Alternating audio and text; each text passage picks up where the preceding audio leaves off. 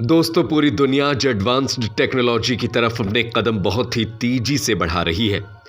ऐसी ऐसी टेक्नोलॉजी है और ऐसे ऐसे इनोवेशन आज हो चुके हैं जिसके बारे में शायद कुछ सालों पहले तक कोई ख्याल भी नहीं कर सकता था। पलक झपकते ही आजकल बड़े से बड़े काम हो जाते हैं। मशीनों के जरिए कभी कोई आटा गूंथ पाएगा या सब्जी काट लेगा, जो शायद किसी ने कभी सोचा भी नहीं होगा। और इतना ही नहीं, बल्कि एक सांप की तरह बंद कमरे में चलने वाली मेट्रो रेल में कभी कोई सफर करेगा। कुछ सालों पहले तक शायद इस बारे में सोचना ही काफी बड़ा माना जाता था। लेकिन दोस्तों, आजकल ऐसे ऐसे आविष्कार दिन प्रतिदिन होते जा रहे हैं जिनको देखकर हर बार ही मानव जाति हैरत में पड़ जाती है। लेकिन हर बार ही इससे कुछ और बड़ा कुछ करने के लिए एक्साइटेड भी रहती है। जिस युग में हम रह रहे हैं उसे मशीनी युग भी कहा जाता है। ऐसा इसलिए क्योंकि इस युग में इंसान पूरी तरीके से मशीनों पर निर्भर हो चुका है। टेक्नोलॉजी के जरिए ऐसी ऐसी मशीनों का इजाद इंसान कर चुका है जिसके बारे में ख्याल कर पाना आज से 50 साल पहले तक किसी के लिए भी मुमकिन नहीं था। लेकिन इस युग को साथ ही साथ आधुनिक युग भी कहा जा सकता है, क्योंकि यहाँ पर हर व्यक्ति अपनी सूझबूझ और बुद्धि के इस्तेमाल से ही इतना कुछ कर पाया है कि आज उसके हर काम को आसानी से पूरा करने के लिए एक निर्जीव मशीन काम कर रही है। मेट्रो की बात करें या फिर ऑटो टैक्सी की, एरोप्लेन की बात करें या फिर शिप की, ऐसे ऐसे बड़े से बड़े आविष्कार हो चुके हैं जिसके बाद लोगों का जीवन काफी ज्यादा स्मूथ हो चुका है। एडवांस्ड टेक्नोलॉजी और मॉडर्न इनोवेशन में जहां दुनिया के कई देश आगे बढ़ रहे हैं, तो वहीं हम आपको बता दें कि हमारा अपना देश भारत भी इस आधुनिकता में पीछे नहीं है। जी हाँ, इस वक्त भारत देश का स्वर्णिम काल चल रहा है, यानी कि गोल्डन पीरियड। इस वक्त हमारे देश में बड़े से बड़े आविष्कार हो रहे हैं और कई ऐसे आधुनिक आविष्कार प्रगति पर है जो कुछ सालों बाद जब लोगों की नजर में आएंगे तो भारत देश का सीना गर्व से चौड़ा हो जाएगा। जी हाँ दोस्तों, हमारे आज के इस खास वीडियो में हम आपको बताएंगे कि आने वाले साल 2030 तक, यानी कि अगले 10 सालों के अंदर अंदर या फिर कहे उससे भी कम सालों में हमारे देश में कितने बड़े बड़े बदलाव आ जाएंगे। भारत देश में जो नए नए तरह की टेक्नोलॉजी आने वाली है उसमें सबसे पहला नाम बुलेट ट्रेन शामिल होता है। जी हां, हमारे देश का छोटा से छोटा बच्चा भी जानता है कि बुलेट ट्रेन का सफर कैसे होता है।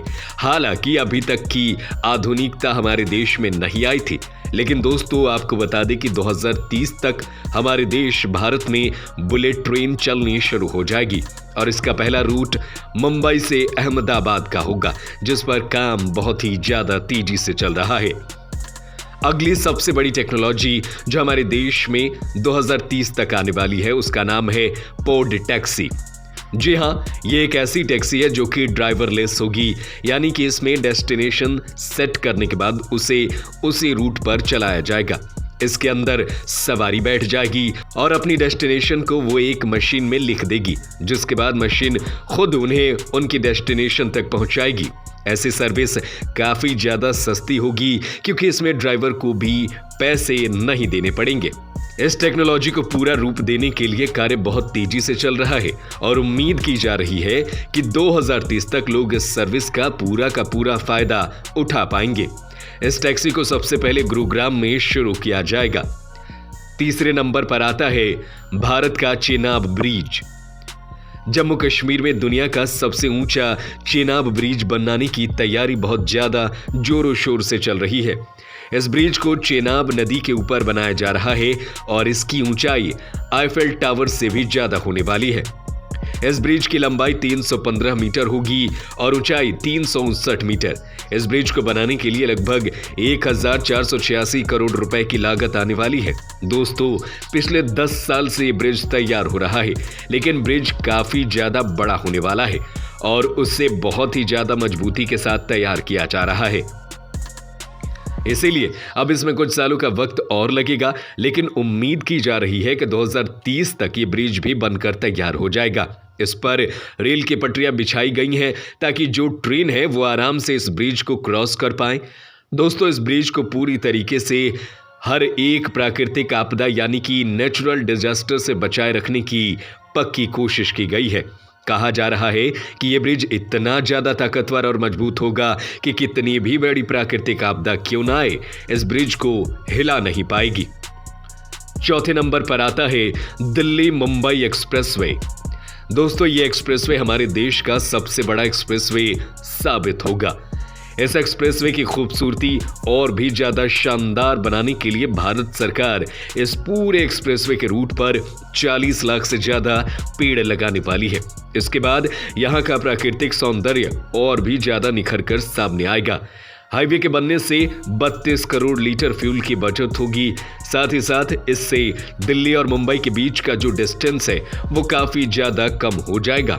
इस एक्सप्रेसवे के बनने के बाद आपको बता दें कि दिल्ली से मुंबई तक का सफर सिर्फ और सिर्फ 12 से 13 घंटे के बीच में पूरा हो जाएगा और उसका डिस्टेंस रहेगा 1380 किलोमीटर, जो कि फिलहाल 1510 किलोमीटर है।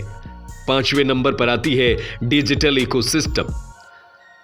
डिजिटल इकोसिस्टम से देश में नेट यूजर्स काफी ज्यादा हैं। जहां इस वक्त हमारे देश में 60 करोड़ लोग इंटरनेट से जुड़े हैं, तो वहीं आपको बता दें कि 2025 तक आंकड़ा 90 करोड़ को पार कर सकता है और कुछ सालों में 120 करोड़ के आंकड़े को पार कर जाएगा। यानी कि यूरोप कंट्री की आबादी से ज्यादा हमारे देश में इंटरनेट यूजर की आबादी होगी।